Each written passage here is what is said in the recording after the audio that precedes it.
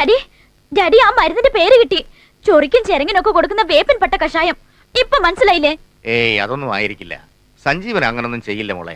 നിന്റെ ദേഹരക്ഷയ്ക്ക് വേണ്ടിയുള്ള ഏതോ വില കൂടിയ മരുന്നായിരിക്കും. അല്ല ഡാഡി, ഇതൊരു പ്ലാന്റ് റിവെഞ്ചാ. ഇനി 3 കുപ്പിയോട് ഷെൽഫിൽ വെച്ച് പൂട്ടിയിരിക്കുക എന്നെ കൊണ്ട് കുടിപ്പിക്കാൻ. ആ അതുകൂടി നിർബന്ധമായും എന്റെ മോള് കഴിക്കണം. മെഡിസിൻ ഒരു കോഴ്സ് പൂർത്തിയായാലേ അതുകൊണ്ട് ഫലമുണ്ടാവും. ആ 3 കുപ്പിയും കൂടി കുടിച്ച എന്റെ ഡെഡ് ബോഡി ആയിരിക്കും ബാക്കി. Be serious daddy. ഒരാഴ്ചയായിട്ട് ഞാൻ ത്രൂ ഔട്ട് ഛർദിക്കുക. ഛർദിയോ? ലക്ഷ്മി എന്താ മോക്ക് ഛർദി തുടങ്ങിന്ന്? മോളെ മമ്മിയാ മോക്ക് ഛർദിലോ?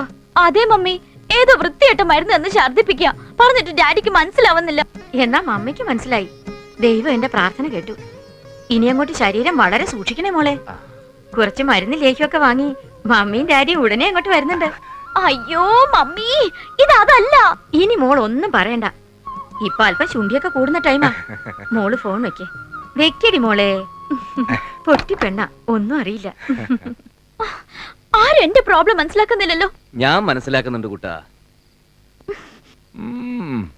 എനിക്ക് തന്നോടുള്ള സ്നേഹത്തിന്റെ ആഴമൊക്കെ അങ്കിളിന് നന്നായിട്ട് അറിയാം. അയ്യോ പാവം, 4-5 ദിവസമായിട്ട് നിർത്താതെ ഛർദിക്കുന്നതല്ലേ, നല്ല ക്ഷീണം ഉണ്ടാവും. പിന്നെ നാളെയാണ് സ്കൂളിലെ ഫംഗ്ഷൻ. കമ്മീഷണർ ഉദ്ഘാടനം, മിസസ് കമ്മീഷണർ സമ്മാനദാനം, വീഡിയോ കവറേജ് ഒക്കെ ഉള്ളതാണ്. നല്ല സ്മാർട്ട് ആയിരിക്കണം. ഓക്കെ, വാ കിടക്കാം.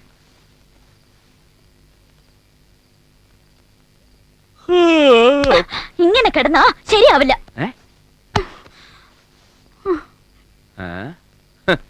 പിണങ്ങുമ്പോ ഏതൊരു ഭാര്യയും കാണിക്കുന്നൊരു വലിയ കള്ളത്തര അത്. ചില വായി നോക്കി ഭർത്താക്കന്മാര് പുറകെ ചെല്ലും. എനിക്ക് നല്ല കൺട്രോളാ. കുറെ ദിവസം നീ ഇങ്ങനെ തന്നെ കിടക്കും.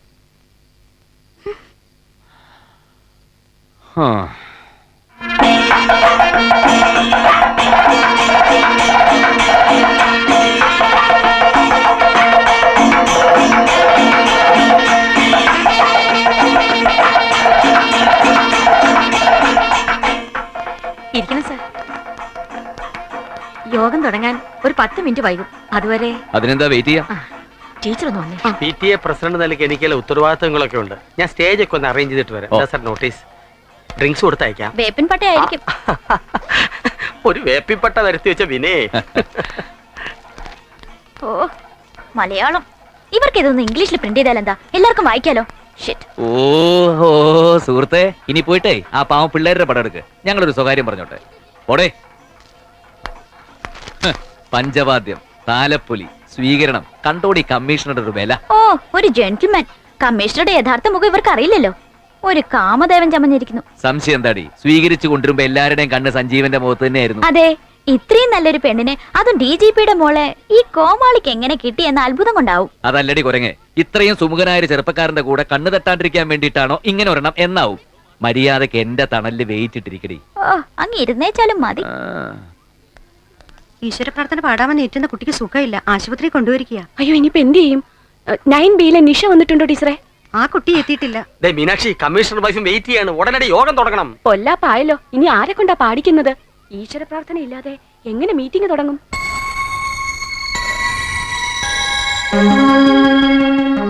DGPയുടെ മോളെ ഒരു പാഠം പഠിപ്പിക്കാൻ പറ്റിയ അവസരം.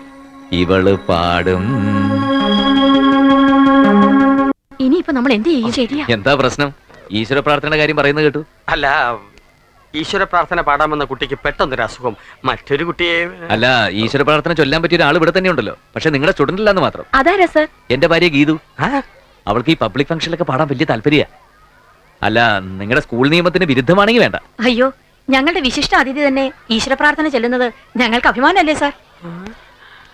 സാറിന്റെ അയൽവക്കക്കാരനാണ് ഞാൻ. മാഡത്തിന്റെ പലതരത്തിലുള്ള ഒച്ചയും കേട്ടിട്ടുണ്ട്, പക്ഷെ പാട്ടും കവിതയും കേട്ടിട്ടില്ലോ സാർ. എന്നാലൊന്ന് കേൾക്കണം. സർവകലാ വല്ലഭയല്ലടോ. വള്ളത്തോളിന്റെയും വയലാറിന്റെയും വൈലോപ്പള്ളിയുടെ ഒക്കെ വരികൾ അവളെ ചൊല്ലുന്നത് കേട്ടാ നമ്മളങ്ങനെ കേട്ടോണ്ട് നിന്ന് പോവും. അവളുടെ സ്വരമാതിരത്തിന് മുമ്പിൽ പി സുശീലും എസ് ജാനകി ഒന്നും അല്ലടോ സാർ. എന്നാ ഈശ്വര പ്രാർത്ഥന മിസസ് ഗീതു സഞ്ജീവ് അജണ്ടയിൽ എഴുതി ചേർത്തോ. സംപൂജ്യരായ വിശിഷ്ട അതിഥികളെ, സഹപ്രവർത്തകരെ, എന്റെ പ്രിയപ്പെട്ട കുഞ്ഞുങ്ങളെ, നമ്മുടെ ശിവപുരം ഗവൺമെന്റ് ഹൈസ്കൂളിന്റെ 40ാം വാർഷികത്തോടനുബന്ധിച്ചുള്ള പൊതുസമ്മേളനം ആരംഭിക്കുന്നു. ആദ്യമായി ഈശ്വര പ്രാർത്ഥനയാണ്. ഇന്നിവിടെ ഈശ്വര പ്രാർത്ഥന ചൊല്ലുന്നത് നിങ്ങൾ ആരും പ്രതീക്ഷിക്കാത്ത വിശിഷ്ട വ്യക്തിത്വത്തിനുടമയായ ഒരു സ്ത്രീരത്നമാണ്. അവരാരെന്നറിയുമ്പോൾ നിങ്ങൾ അത്ഭുതപ്പെട്ടു പോകും. ആ ഗാനമാധുരി അനുഭവിച്ചറിയാൻ നമുക്ക് കിട്ടിയിരിക്കുന്ന അപൂർവ സന്ദർഭമാണിത്. ആ മഹാപ്രതിഭ മറ്റാരുമല്ല, ബഹുമാനപ്പെട്ട പോലീസ് കമ്മീഷണർ മിസ്റ്റർ സഞ്ജീവിന്റെ ഭാര്യയും നമ്മുടെ DGP രാജശേഖരൻ നായരുടെ മകളുമായ Mrs Geethu Sanjeev.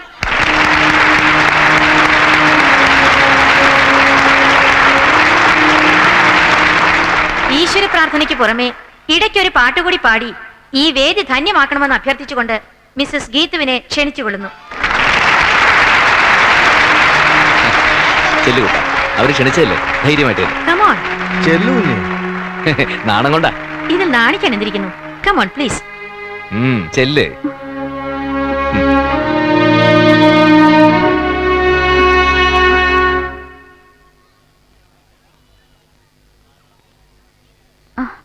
I can't. എനിക്ക് പ്രെയർ സോങ് അറിയില്ല.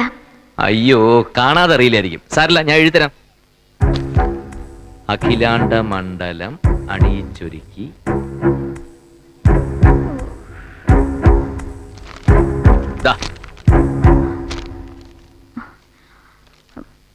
സോറി, എനിക്ക് മലയാളം എഴുതാനും വായിക്കാനും അറിയില്ല.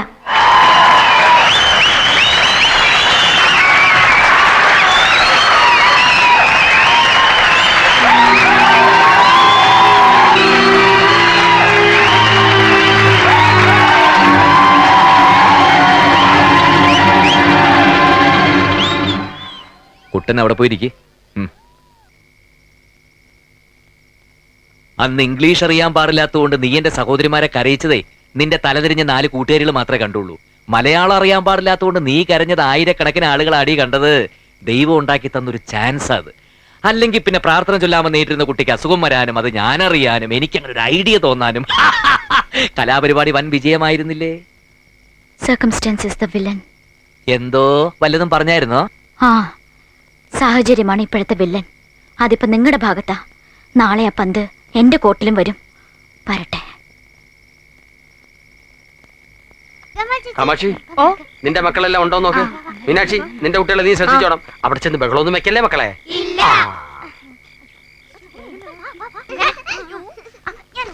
അയ്യോ, സാവിത്രി, സമയായി. എന്താ ചേച്ചി? ഇന്നല്ലേ സാറും മാഡവുമായിട്ടുള്ള മനം പോലെ മംഗല്യം പരിപാടി? ഓ, ഞങ്ങളത് മറന്നു. അച്ഛാ, ഏട്ടനും എടുത്തുള്ള TV പ്രോഗ്രാം. ഏട്ടാ, മരം പോലെ മംഗല്യം പരിപാടി തുടങ്ങാൻ പോവാ.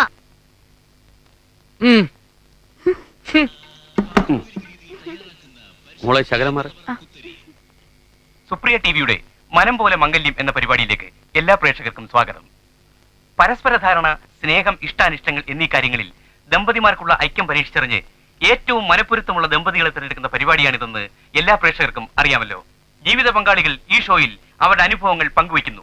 ഇന്നത്തെ മനം പോലെ മംഗല്യം പരിപാടിയിൽ പങ്കെടുക്കാനെത്തിയ ദമ്പതികളെ നമുക്ക് പരിചയപ്പെടാം. ഇദ്ദേഹം കേരളത്തിലെ സമർത്ഥനായ പോലീസ് കമ്മീഷണറും ഗായകനും മികച്ച കലാകാരനുമായ മിസ്റ്റർ സഞ്ജീവൻ IPS. അദ്ദേഹത്തിന്റെ ഭാര്യ കേരള പോലീസ് ഡയറക്ടർ ജനറലിന്റെ മകൾ മിസസ് ഗീതു സഞ്ജീവ്. അടുത്തതായി മിസ്റ്റർ വേണുഗോപാൽ. ഇദ്ദേഹം. ഇനി നമുക്ക് ഭാര്യമാർ തങ്ങളുടെ ഭർത്താക്കന്മാരെ എങ്ങനെ വിലയിരുത്തുന്നു എന്ന് നോക്കാം. ആദ്യം മിസ്റ്റർ സഞ്ജീവിനെ കുറിച്ച് ഗീതു സഞ്ജീവ്. ഞാൻ വളരെ ലക്കിയാണ് സഞ്ജീവിനെ പോലെ പെർഫെക്റ്റ് ആയ ഒരു ഹസ്ബൻഡിനെ കിട്ടിയതിൽ. പോലീസ് കമ്മീഷണർ ആവുമ്പോൾ വളരെ ടഫായിരിക്കുമെന്നാണ് ഞാൻ വിചാരിച്ചത്. But he's very soft and friendly. വളരെ ക്ഷമയുള്ളവനാണ്. My husband is equal to God. അദ്ദേഹം പറയുന്നത് എന്തും ഞാൻ ഒബേ ചെയ്യും. അദ്ദേഹം ഡാം ഹെൽ ഒരു ഫാമിലി ഷോ. ആരും കാണണ്ട. എല്ലാരും പൊയ്ക്കോ പൊയ്ക്കോ. TV ഓൺ ചെയ്യടി. വേണ്ട, എനിക്ക് കാണണ്ട. നിനക്ക് കാണണമെങ്കിൽ വേണ്ട, ഇവിടെ കാണാൻ വേറെ ആൾക്കാരുണ്ട്. എന്റെ ഹസ്ബൻഡ് പറയുന്നത് എന്തും ഞാൻ ഒബേ ചെയ്യുന്നു നീ ഇപ്പൊ പറഞ്ഞല്ലേ ഉള്ളൂ. നീ എന്നെ കുറിച്ച് പറഞ്ഞത് ഇവരൊക്കെ കേക്കട്ടെ. പരസ്പര ധാരണ, അണ്ടർസ്റ്റാൻഡിംഗ് ആണ് ഞങ്ങളുടെ ലൈഫിന്റെ സക്സസ്. ഞാൻ പറയുന്നത് സഞ്ജുവും സഞ്ജു പറയുന്നത് ഞാനും മനസ്സിലാക്കി പൂർണ്ണമായും സഹകരിക്കും. സഞ്ജുവിന്റെ വീട്ടിലെ അന്തരീക്ഷവുമായി എനിക്ക് പെട്ടെന്ന് തന്നെ ഇണങ്ങിച്ചേരാൻ.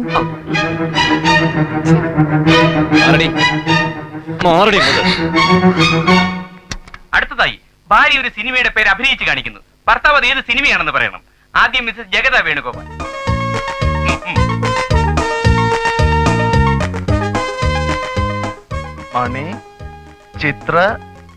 മണിച്ചിത്ര താഴ്.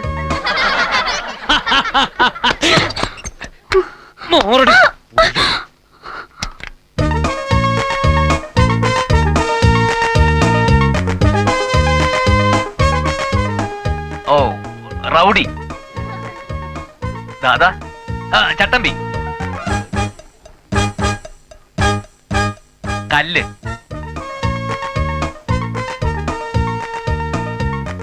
ആണി. ചട്ടമ്പി കല്ല് ആണി.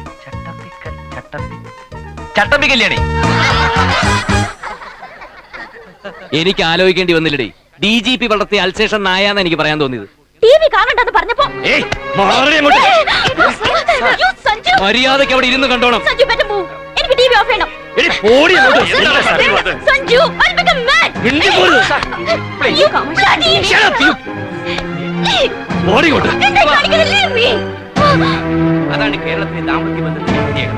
മനഃപൂർവ്വമുള്ള അടുത്ത ദമ്പതികളെ നമുക്ക് പരിചയപ്പെടാം. Hey, സഞ്ജു. കേറി പോടി അങ്ങോട്ട്.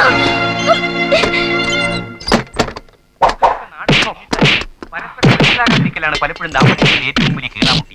അയലത്ത് സുന്ദരനായ ഒരു ചെറുപ്പക്കാരൻ വന്ന് താമസം ആരംഭിച്ചാൽ വെറും സംശയത്തിന് പേര് ഭാര്യ കിടപ്പ് മുന്നിട്ട് പൂട്ടിയിട്ട് ഓഫീസിൽ പോകുന്ന ഭർത്താക്കന്മാരുണ്ട്. ഈ പറഞ്ഞതൊന്നും നിങ്ങളെ ഉദ്ദേശിച്ചല്ല.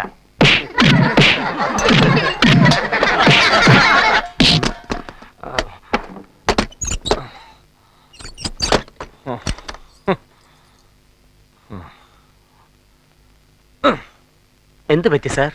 എന്റെ അടിയൊക്കെ അവള് തടഞ്ഞു കളഞ്ഞു. ഓഹോ. അവള് കറാട്ടെ ബ്ലാക്ക് ബെൽറ്റാ. മാഡം സാറിനിട്ട് ചാർത്തിയോ? സാർ, സത്യത്തിൽ അവിടെ എന്താണ് സംഭവിച്ചത്? അത് ഞാൻ എന്നോട് പറഞ്ഞില്ലേ? ഒന്ന് വ്യക്തമാക്കി തരൂ. ഇപ്പൊ മനസ്സിലായോ? ഇതാണ് സംഭവിച്ചത്. ഒരു മേലുദ്യോഗസ്ഥന്റെ പേഴ്സണൽ അഫയേഴ്സിൽ കീഴുദ്യോഗസ്ഥൻ ഇടപെടണ്ട. അണ്ടർസ്റ്റാൻഡ്? സാർ, ഈ കഥക് തുറക്കുന്നുണ്ടോ? തുറന്നില്ലെങ്കിൽ ഞാനിത് ചവിട്ടി പൊളിക്കും. ചവിട്ടി പൊളിച്ചാ നിന്റെ പല്ല് 32 ഞാൻ അടിച്ച് തെറിപ്പിക്കും. കഥക് തുറക്കാനാ പറഞ്ഞത്. ഇല്ലടി, നീ ഇതിനകത്ത് കിടന്ന് ഇഞ്ചിഞ്ചായിട്ട് ചക്രശ്വാസം വലിച്ച് ഒടുങ്ങ്. ഞാൻ ഡാഡിയെ വിളിച്ചറിയിക്കും. നിന്റെ ഡാഡിയുടെ തല അത്രക്കായോ? എന്നെ അടിച്ച് പൊളിക്കും ഞാൻ. എങ്കിൽ നിന്റെ കൈ ഞാൻ വെട്ടും. അങ്ങനെ ഇന്നത്തെ മത്സരങ്ങളെല്ലാം അവസാനിച്ചിരിക്കുകയാണ്. സ്നേഹം, പരസ്പര ധാരണ, ഐക്യം എന്നീ രംഗങ്ങളിൽ ഒന്നാം സ്ഥാനത്തെത്തിയത് മിസ്റ്റർ സഞ്ജീവൻ, മിസ്സസ് സഞ്ജീവൻ. അവർക്കുള്ള സുപ്രിയ ടിവിയുടെ ഉപഹാരം ഇപ്പോൾ നൽകുന്നു.